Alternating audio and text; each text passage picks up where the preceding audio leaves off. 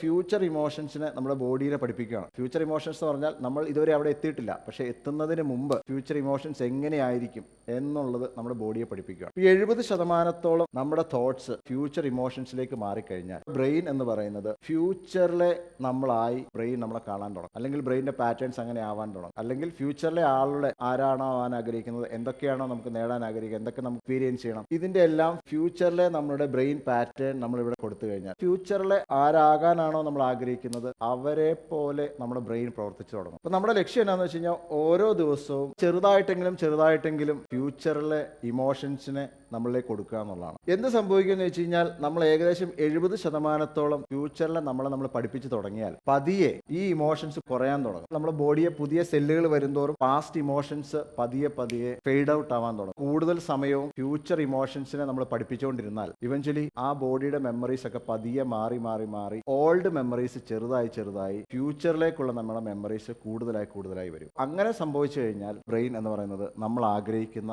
പുതിയ വേർഷനിലുള്ള ആ ഒരു പവർഫുൾ വേർഷനിലുള്ള നമ്മളായിട്ട് നമ്മുടെ ബ്രെയിൻ ഓപ്പറേറ്റ് ചെയ്യാൻ തുടങ്ങും. അങ്ങനെ ഓപ്പറേറ്റ് ചെയ്യാൻ തുടങ്ങുമ്പോഴത്തേക്കും നമ്മുടെ ബ്രെയിൻ അതിന് കറസ്പോണ്ടിങ് ആയിട്ടുള്ള അതിന് വേണ്ടിയിട്ടുള്ള ചിന്തകൾ നമ്മുടെ ബ്രെയിൻ തരും.